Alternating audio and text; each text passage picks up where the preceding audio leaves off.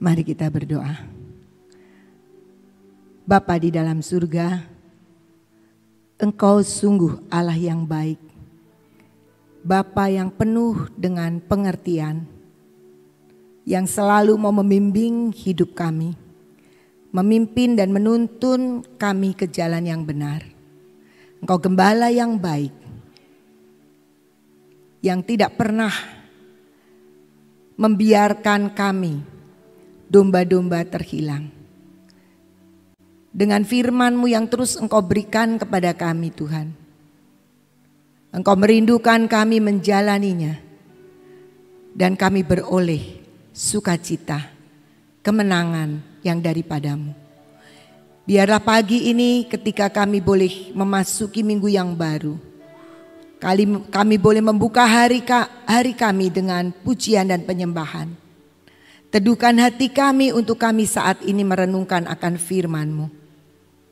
Buat kami boleh belajar dari setiap apa yang Kau singkapkan pagi hari ini. Dan hikmat yang daripadamu, pewahyuan dan pekerjaan Roh-Mu Tuhan yang bekerja atas setiap kami. Sehingga perenungan kami pagi ini benar-benar akan menjadi satu rema yang memberikan kepada kami kemampuan untuk kami menghidupi kehidupan dengan maksimal. Terima kasih Bapa. Kami bersyukur untuk waktu yang baik. Di dalam nama Tuhan Yesus kami berdoa. Amin. Shalom, selamat pagi saudara-saudara yang dikasihi Tuhan Yesus yang ada di tempat ini maupun yang mengikuti streaming. Saya ingin cerita tentang sebuah artikel yang saya baca yang buat saya itu sangat menarik untuk direnungkan. Satu ketika ada sekelompok tim rombongan ya yang pergi tur, entah kemana nggak disebutkan di situ. Mereka tur dan satu ketika mereka itu sampai ke tempat yang seperti padang gurun begitu. Jadi banyak batu-batuan di situ. Nah, banyak batu-batuan di situ.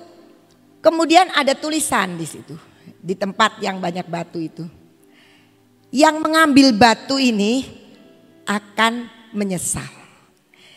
Yang tidak mengambil juga menyesal.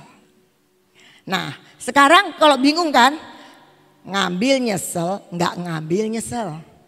Nah, karena ini rombongan banyak dengan sifat yang berbeda-beda, dengan pikiran yang berbeda-beda, terjadi dua kelompok. Satu kelompok udahlah ngambil nyesel, nggak ngambil juga nyesel, udah aja kita foto-foto selfie aja di tempat-tempat yang menarik. Dan mereka acuhkan tulisan itu, mereka rombongan satu tim rombongan yang mereka foto-foto di tempat-tempat yang lebih menarik ketimbang mikirin batu-batu itu.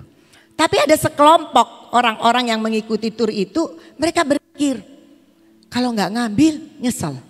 Ngambil nyesel, ya nggak apa-apa sih, apa sih salahnya ngambil aja dikit gitu. Pokoknya yang penting ngambil. Dan karena batu itu memang kan berat, jadi mereka juga memperhitungkan. Mungkin sudah banyak beli oleh-oleh, jadi mereka ambil. Setelah itu mereka melanjutkan perjalanan, singkat cerita mereka kembali ke daerahnya. Nah, sekelompok yang ambil batu ini kan, ini batu sebenarnya buat apa sih? Yuk coba kita pergi ke ahli perbatuan. Dan ketika sampai dan kemudian sama ahli batu ini coba dipecah. Ternyata di dalamnya ada batu permata yang luar biasa indahnya dan luar biasa mahalnya. Nah, bagi orang-orang yang gak ngambil, aduh nyesel kenapa saya gak ngambil. Bagi yang ngambil, aduh kenapa ngambilnya cuma sedikit ya. Jadi dua-duanya memang nyesel. Yang gak ngambil ya nyesel, yang ngambil juga kenapa? Kalau tahu begini, koper saya kosongin. Itu baju-baju kotor lebih baik dibuang, ditinggal aja. Diisi batu semua, overweight juga gak apa-apa gitu ya. Supaya tidak menyesal. Intinya adalah ternyata hidup kita itu seringkali banyak penyesalan-penyesalan. Yang bikin ini nyesel, yang itu. Kalau kita flashback kembali di belakang, pasti ada banyak. Kenapa dulu saya nggak begini ya? Kenapa dulu saya nggak begitu ya? Jadi kita jadi menyesal. Kita di situ saya merenungkan. Jadi Tuhan, ini ceritanya ngambil nyesel nggak ngambil nyesel. Jadi sebenarnya penyesalan itu kenapa bisa terjadi dalam hidup kita? Ternyata hasil renungan saya, orang lebih banyak menyesal ketika dia tidak mengerjakan hidupnya dengan maksimal. Kalau kita menghidupi hidup perjalanan hidup dengan maksimal, ya kalau nyesel minimal lah. Karena kita sudah lakukan pol-polan, maksimal itu pol-polan kan. Nah, kemudian saya teringat dari Matius 22 ayat 37 sampai 40. Matius 22 37 sampai 40 dikatakan demikian. Jawab Yesus kepadanya, Tuhan Yesus yang ngomong. Kasihilah Tuhan Allahmu dengan segenap hatimu dan dengan segenap jiwamu dan dengan segenap akal budimu. Itulah hukum yang terutama dan yang pertama. Dan hukum yang kedua yang sama dengan itu ialah kasihilah sesamamu manusia seperti dirimu sendiri. Pada kedua hukum inilah tergantung seluruh hukum Taurat dan kitab para nabi. Ini yang kita baca, Yesus itu mengatakan, kalau engkau mengasihi Tuhan, kasihilah Tuhan dengan segenap hati, dengan segenap jiwa, dengan segenap akal budi. Dan Tuhan bilang, kamu juga harus mengasihi sesamamu manusia. Seperti apa ukurannya? Seperti kamu mengasihi diri kamu sendiri. Kita coba pikirin, kita mengasihi diri kita enggak sih? Pasti ya. Kalau kita pakai baju pengennya kita kelihatan cantik. Kalau kita makan pengennya kita merasa enak. Karena kita butuh, kalau ada apa-apa juga semua buat sendiri kan. Nanti kalau sendiri sudah baru yang lain. Ada nggak di sini yang minta minyak urapan? Saya nggak dapat nggak apa-apa. Yang penting orang lain, teman-teman saya dapat, nggak ada. Rebutan. Ke Ibu Guatlan aja belum dibalas sudah gitu. Nggak mikir kalau yang minta itu ratusan yang harus dibalas satu persatu. Kenapa? Karena selalu menginginkan untuk diri sendiri. Standar itu yang Tuhan bilang, standar itu untuk diberikan mengasihi bagi orang lain. Tuhan udah tahu pasti setiap kita mengasihi diri kita sendiri. Nah, ukuran itu yang dipakai. Artinya apa? Mengasihi Tuhan segenap hati, segenap jiwa. Jadi jiwa itu ya pikiran, ya kehendak, semua untuk mengasihi Tuhan. Dan akal budi. Seringkali kita pisahkan ya. Gimana Tuhan bisa begitu? Gak masuk akal. Padahal akal kita pun harus dipakai untuk mengasihi Tuhan. Kalau kita lihat segenap hati, berarti konsentrasinya Tuhan. Wah, kalau begitu baca Alkitab terus ya. Enggak juga. Karena kalau kita terlalu banyak baca Alkitab, tanpa kita bekerja, jangan-jangan kita jadi ahli Taurat. Tapi Tuhan menginginkan segenap hati, segenap jiwa, segenap akal budi itu pol-polan, serius. Dan mengasihi orang juga dengan standar yang sama seperti kita mengasihi diri kita sendiri. Saya mau mengambil contoh yang baru terjadi dalam hidup saya. Saya tadinya nggak mau mikir hidup maksimal, nanti dikira saya sudah hidup maksimal. Saya tadinya judulnya mau memaksimalkan hidup. Bingung juga ya. Akhirnya ya udahlah hidup maksimal saja.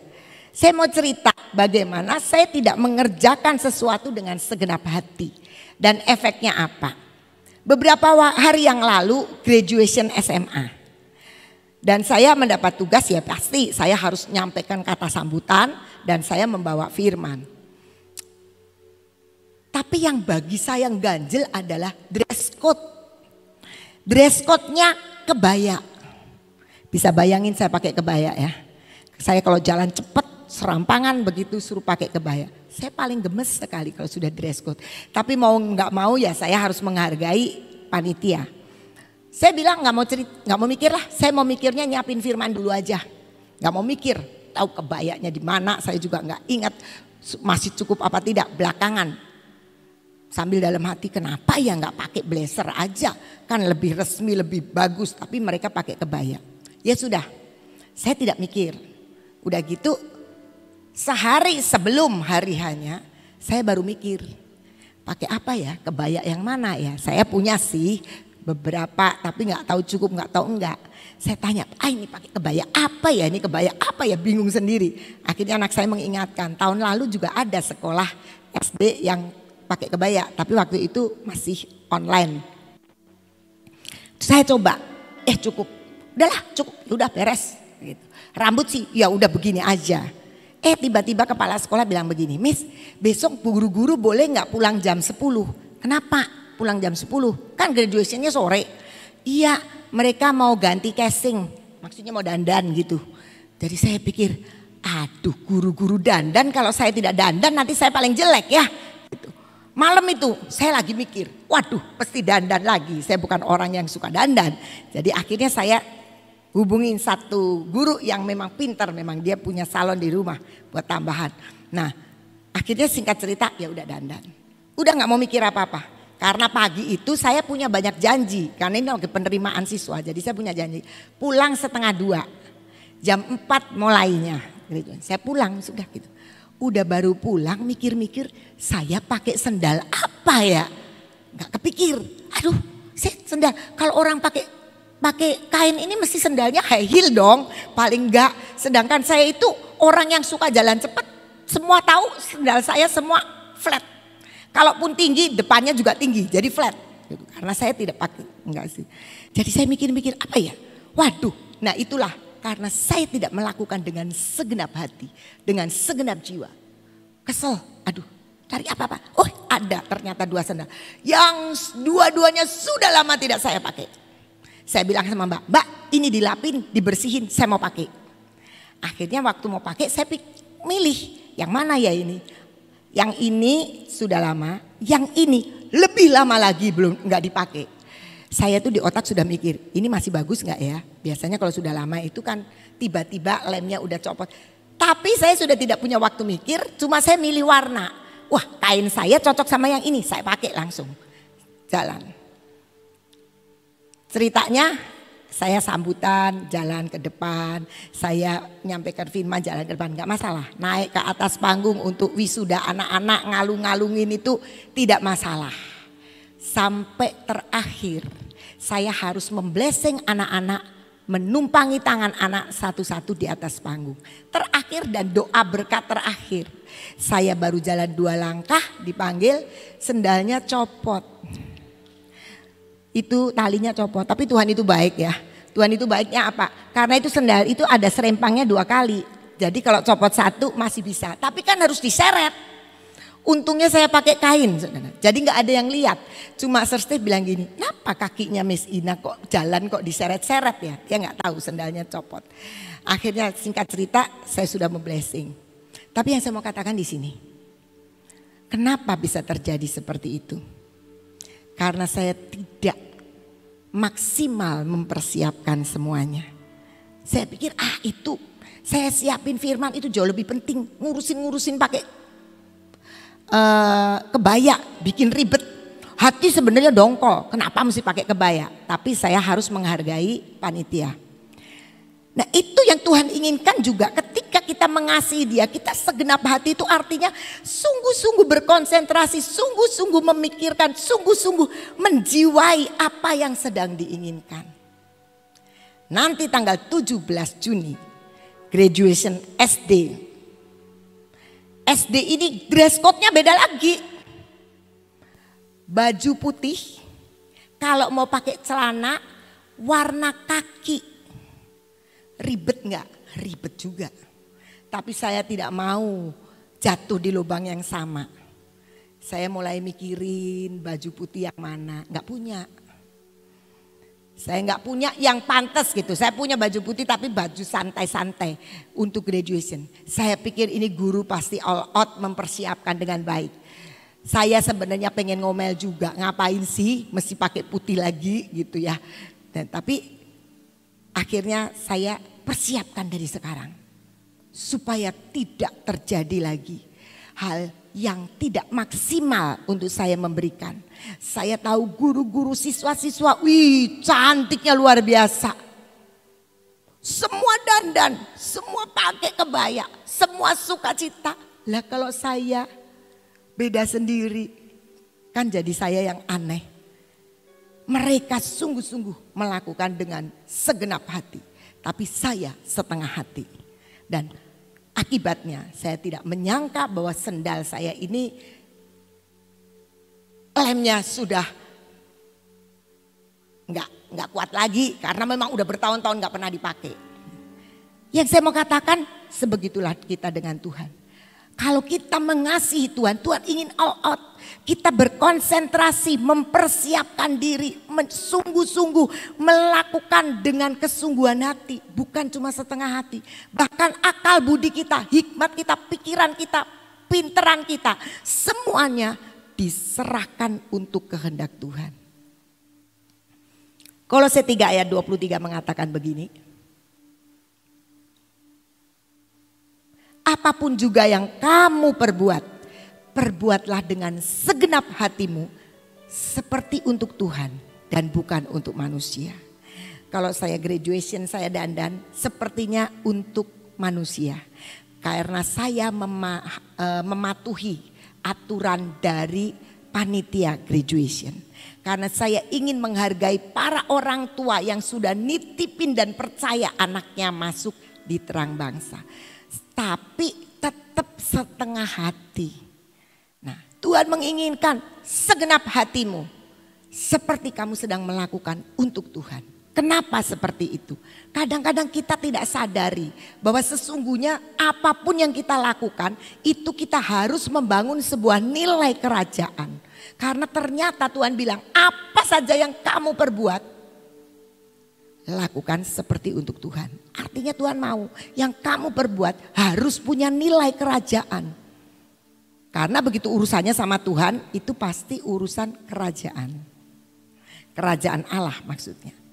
Jadi kita melihat di sini, mari kita belajar untuk kalau ngerjain apa-apa itu pol-polan. Jangan ala kadarnya. Ada begitu banyak orang yang sering kali maunya ala kadar. Ah udahlah yang penting semua doyan. Ah udahlah yang penting semua nggak protes. Ya udahlah segini juga sudah mesti berterima kasih. Contohnya misalnya GK harus menyediakan konsumsi. Udahlah begini aja juga semua bilang enak.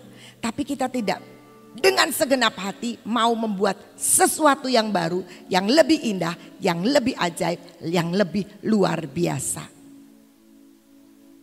Saya jadi teringat, saya itu orangnya memang sebenarnya seneng kalau ngerjain apa tuh pol-polan.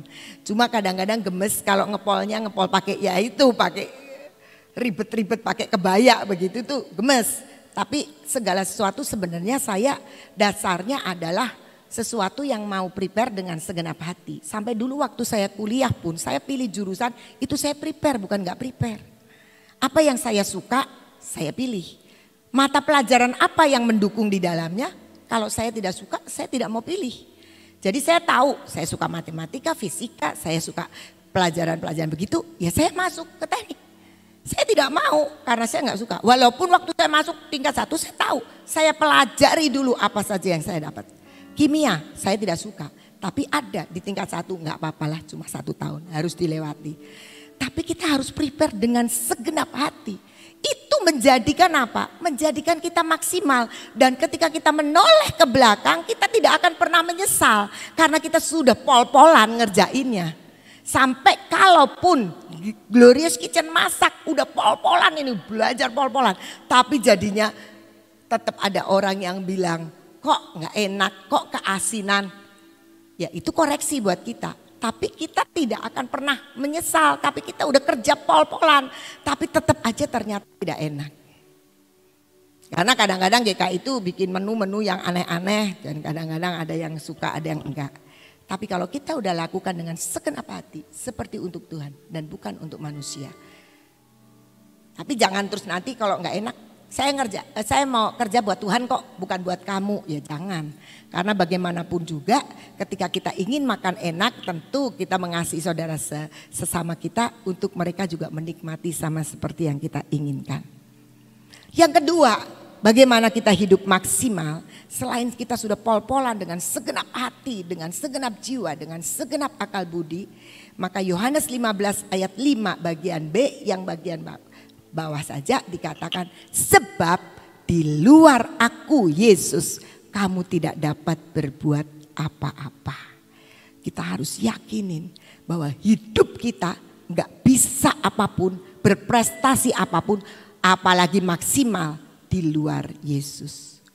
Kalau kita lihat bagaimana kita bisa melihat tokoh-tokoh Alkitab semua yang sukses karena mengikut sertakan bagian Tuhan dan bagian diri kita. Tapi ada banyak orang, ya sudah Tuhan, Tuhan aja semua, saya diam saja. Saya rasa tidak seperti itu ya. Seperti ya saya seorang hamba Tuhan bilang, ketika Tuhan mengatakan kepada Musa, belah laut. Siapa yang belah? Tuhan, betul kan? Tapi yang ngerjakan siapa? Tetap Musa. Jadi ketika Tuhan bilang, angkat tongkatmu, laut ini akan terbelah.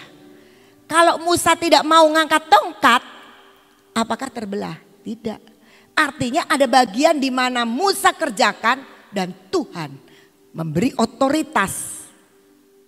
Tuhan gak buru-buru, Musanya masih cari-cari tongkat. Sudah Musa, kamu tuh lama sekali, belah aja laut. Tidak, Tuhan menunggu sampai Musa mengangkat tongkatnya dan laut itu terbelah. Demikian juga dengan hidup kita. Mari kita baca, lihat 2 Samuel 5 ayat 10 tentang Daud. Lalu makin lama makin besarlah kuasa Daud. Sebab ada alasannya kenapa Daud itu makin besar. Tuhan Allah semesta alam menyertainya. Jadi dalam perjalanan Daud, sepanjang Daud berjalan itu ada Tuhan yang selalu mendampingi Daud. Coba kita lihat di dalam ayat yang ke-19 sampai 20 di pasal ini. Dikatakan begini, bertanyalah Daud kepada Tuhan, apakah aku harus maju melawan orang Filistin itu? Akan kau serahkankah mereka ke dalam tanganku? Tuhan menjawab Daud, majulah sebab aku pasti akan menyerahkan orang Filistin itu ke dalam tanganmu. Lalu datanglah Daud di Baal Perasim dan memukul mereka kalah di sana. Berkatalah ia, Tuhan telah menerobos musuhku di depanku seperti air menerobos. Sebab itu orang menamakan tempat itu Baal Perasim. Jadi di sini untuk berperang pada orang Filistin, Daud sangat menyadari hidupnya walaupun dia sudah menang perang terus, dia adalah seorang panglima. Tetapi dia tahu bahwa ternyata semua perjalanan kemenangannya adalah ada bagian yang dia harus lakukan, ada bagian yang Tuhan lakukan. Karena itu dia bilang begini, Tuhan apakah aku harus maju melawan orang Filistin itu? Akan kau serahkankah mereka ke dalam tanganku? Daud sangat menyadari, aku ini menang terus perang Tuhan, tapi karena engkau. Jadi waktu sekarang ada orang Filistin, aku perlu maju enggak? Nanti ujungnya kau akan serahkan orang Filistin itu kepada dalam tanganku, enggak. Artinya sebenarnya di luar Tuhan Daud tidak bisa berbuat apa-apa. Kemenangan itu semua karena Tuhan. Dan Tuhan bilang maju, ayat 19 tadi. Tuhan bilang maju sebab aku pasti menyerahkan orang Filistin. Jadi yang menyerahkan, yang bikin Daud menang itu siapa? Tuhan. Bukan Daud. Sebegitu Daud menang terus. Tapi ternyata Daud menyadari kalau nggak ada Tuhan dia nggak bisa berbuat apa-apa. Dan akhirnya kita tahu bahwa ternyata Daud menjadi semakin besar, semakin maksimal karena Tuhan menyertai. Jadi bagaimana kita hidup maksimal ketika kita menyadari kita harus melakukan sesuatu tetapi ada bagian Tuhan yang melakukannya. Tuhan mengerjakan banyak perkara di Sion ini, taman Tuhan. Tapi kalau Ibu Nani dikasih dan tidak mau bikin, ada gak taman Tuhan itu? Tidak ada. Tapi semua karena Tuhan yang mengerjakannya dan bagian dari kita yang juga mengerjakan bagian kita. Sehingga maksimal itu bisa terjadi dalam hidup kita ketika kita menyadari di luar Kristus kita tidak bisa berbuat apa-apa. Yang terakhir, Amsal 11 ayat 2. Bagian B ya. Tetapi hikmat ada pada orang yang rendah hati. Bagaimana kita bisa melakukan supaya hidup kita maksimal? Kita harus dituntun hikmat Tuhan. Jangan kita mikir dan minta restu saja sama Tuhan. Seperti Daud tadi ngomong, Tuhan akan kau serahkankah Filistin ke dalam tangan. Walaupun Tuhan selalu menyertai Daud, tapi Daud menyadari bahwa tetap bagaimanapun butuh hikmat, butuh pengertian. Ini Tuhan ini lagi mau aku perang apa tidak? Jangan ketika kita sudah selalu disertai Tuhan terus kita berjalan sendiri. Tuhan, kamu ngerestui saya ya. Nah, banyaknya orang seperti itu. Hikmat ada pada orang yang rendah hati. Mari kita merendahkan diri kita, menyadari semua yang kita dapat hari ini. Semua yang kita nikmati hari ini. Semua yang kita alami hari ini. Semua tidak ada satupun tanpa Tuhan. Kalau kita ingin maksimal, kita tahu bahwa Tuhan itu harus menjadi bagian dari hidup kita. Tuhan bilang segenap hati kamu lakukan, segenap jiwa kamu lakukan. Segenap akal budi kamu lakukan. Ketika saya menyiapkan untuk graduation SD ini nanti pakai baju apa ya? Saya langsung terpikir, Tuhan saya pakai baju apa nih? Gak ada nih baju yang kayaknya pantas-pantas untuk menyampaikan kata sambutan yang ini, tapi warnanya warna putih. Saya tanya sama Audrey, Non, harus putih kan Non? Gak boleh white, broken white. Mami kalau aturan putih ya putih. Aduh, saya bilang kalau putih kok kayaknya gak semangat sekali ya saya ya. Tapi kemudian saya tanya kepada panitianya, Sir, kalau broken white gimana? Oh enggak apa-apa Miss, karena itu pun searah dengan warna kaki. Oke, nah jadi saya siapkan. Saya siapkan dengan model-model yang maunya saya ya, bebas. Tapi saya lakukan dengan segenap hati. Untuk apa? Apakah untuk guru-guru SD? Apakah untuk anak-anak kelas 6 yang lulus? Tidak. Saya menjadi bagian dari sekolah terang bangsa yang Tuhan percayakan, saya akan melakukan semua untuk Tuhan. Bagian saya tidak mempermalukan sekolah. Kalau nanti kelihatan ketua yayasannya maju pakai santai, pakai apa sendalnya nggak diatur gitu kan nggak enak dianya juga. Karena itu profil daripada SD Kristen Terang Bangsa. Saya harus lakukan dengan segenap hati, dengan segenap jiwa, dan dengan akal budi. Saya mikir begini, kalau saya bikin baju nih sekarang, akal budi saya harus mengatakan tidak untuk dipakai satu kali. Harus bisa dipakai berulang kali dong, rugi cuma satu kali. Itu akal budi. Tapi dengan segenap akal budi kita harus lakukan. Mari hidup kita, maksimalkan hidup kita. Apa yang kita punya. Mungkin sekarang ini sedang dipercayakan satu talenta. Jangan dipendam. Biarkan satu itu dimaksimalkan. Dan saya percaya itu akan menjadi 2. Yang 2 bisa jadi 4. Yang 5 bisa jadi 10. Bahkan ditambahin bonus-bonus lagi. Bagi orang-orang yang menidurkan talenta. Nanti kita akan diberikan tambahan talenta bonus. Kan yang 5 jadi punya 11 kan. Tambah 5 tambah 1 lagi. Mari kita belajar memaksimalkan hidup. Apa yang dimaksudkan maksimal hidup? Setiap kegiatan kita, setiap apapun yang kita kerjakan, entah itu pekerjaan, entah itu pelayanan, semuanya harus ada nilai kerajaan, yaitu ungkapan dari mengasihi Tuhan dengan segenap hati, jiwa, dan akal budi. Tuhan Yesus memberkati. Saudara, yang namanya maksimal tuh tadi Ibu Ina ngomong pol-polan ya. Paling pol, paling top itu namanya maksimal. Tapi di dalam hal kita semuanya merindukan kita itu bisa memberikan kepada Tuhan pol-polan. Yang dikatakan tadi all out ya, wis gak ada sisanya. Semuanya ya. Itu sangat luar biasa. Tapi betapa kita seringkali gagal di dalam melakukan akan hal itu. Sebenarnya kegagalan itu sebabnya apa sih? Salah satu hal kegagalan itu disebabkan karena tidak ada cinta. Ya. Kamu mencintai Tuhan, mengasihi Tuhan, iya teori. Tapi di dalam hati itu sebetulnya enggak. Karena terpaksa.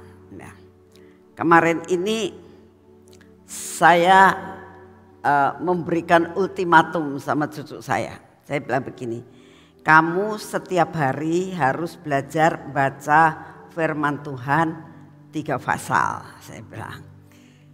Jadi kalau pagi kamu baca, siang kamu baca, malam kamu baca. 1 pasal aja. Kalau kau cinta Tuhan, kamu harus lakukan akan hal itu.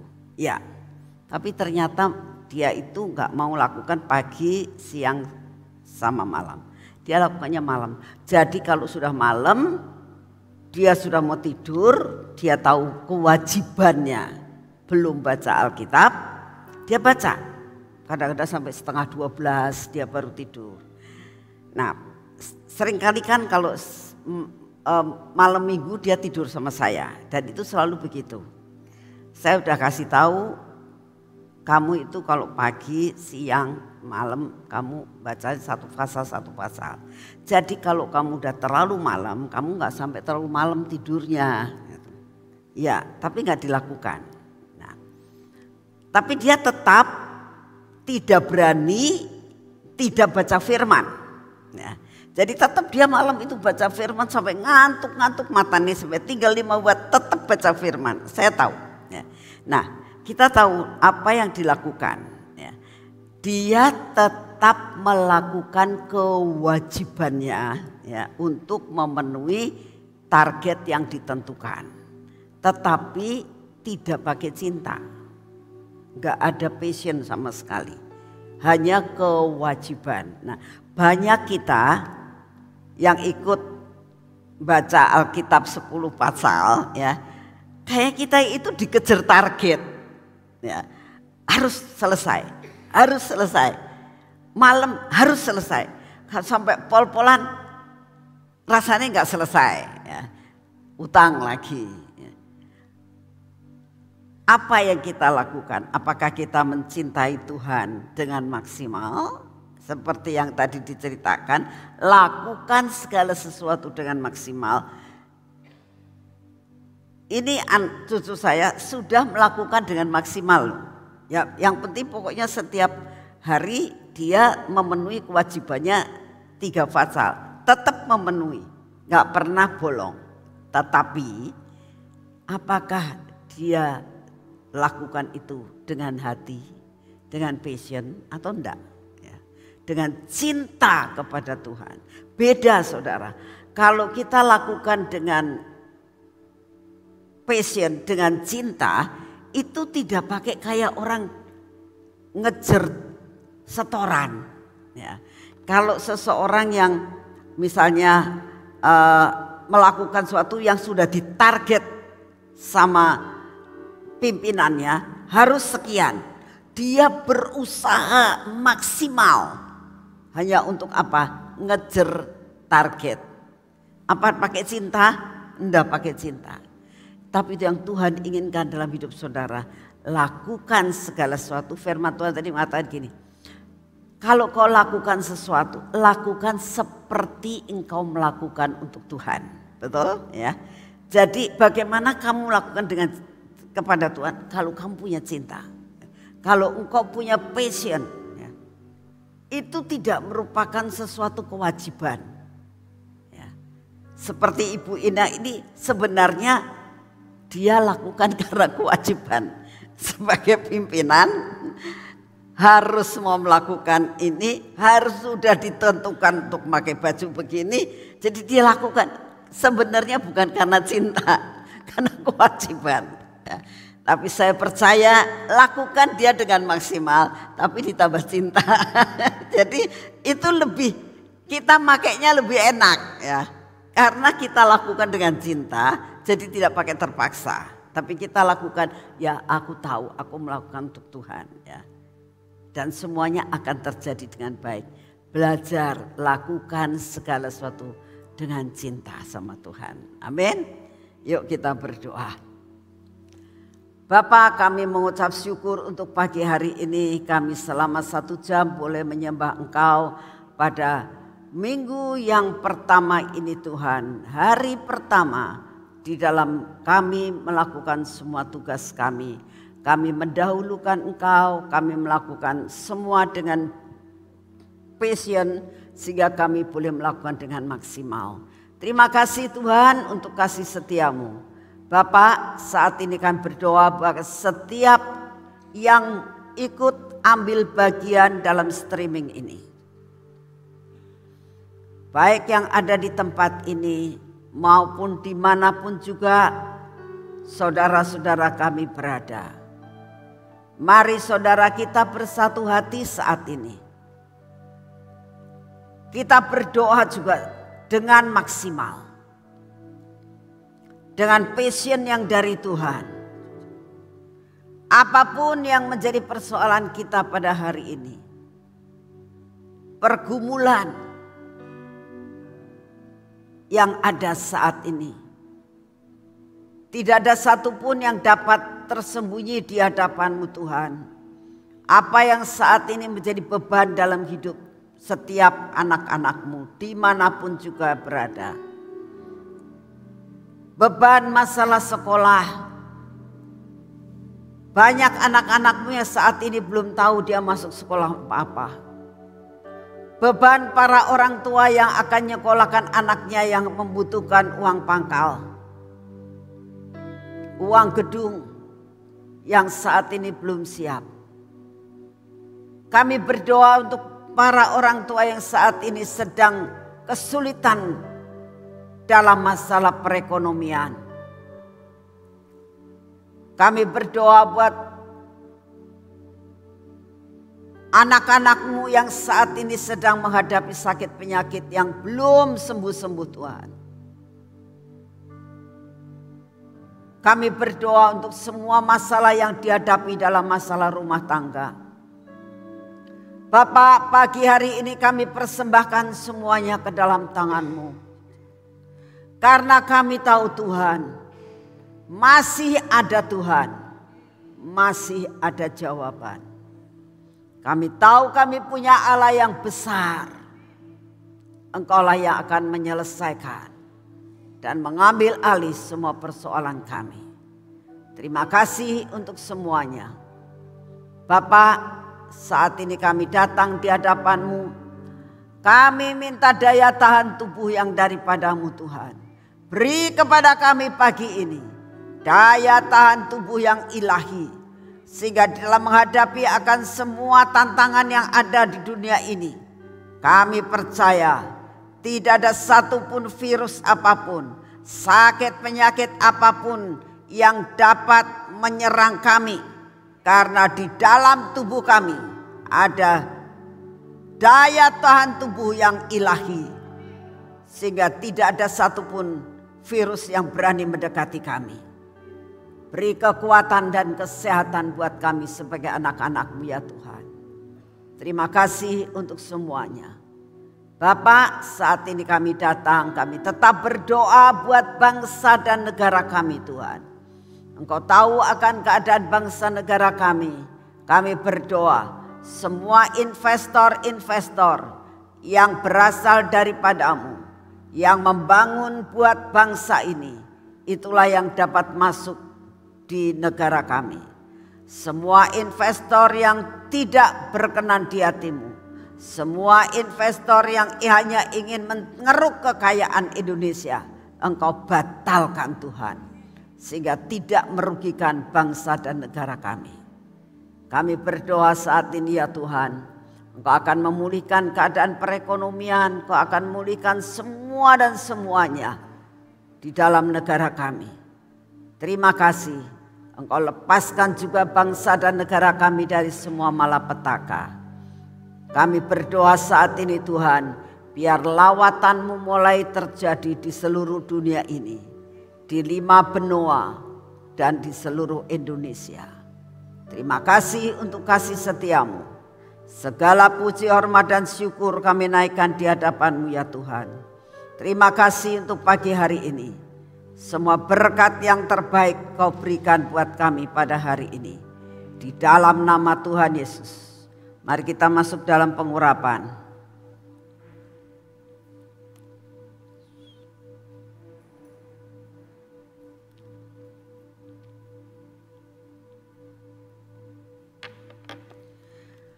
Bapa, kami butuh Engkau. Di luar Engkau kami tidak bisa melakukan apapun. Biarlah pengurapan ini turun atas hidup kami. Pengurapan ini turun atas mata kami, atas telinga kami, atas bibir mulut kami, atas hati kami. Dan semua yang tidak baik dalam hidup kami, Engkau sendiri yang akan mematahkannya. Kami minta Tuhan urapan pada tangan kami, sehingga apa yang kami kerjakan hari ini ada dalam kontrol yang daripadamu. Dan Kau memberkati akan kaki kami ini Tuhan, supaya kaki kami berjalan seperti yang sudah Engkau tentukan untuk hari ini kami menjalani hidup kami. Terima kasih Bapa, Engkau sungguh amat sangat baik. Segala puji, hormat dan syukur kami naikkan di hadapan-Mu. Engkau Bapa yang sungguh amat sangat luar biasa. Di dalam nama Tuhan Yesus. Amin. Selamat pagi, Tuhan memberkati saudara semuanya.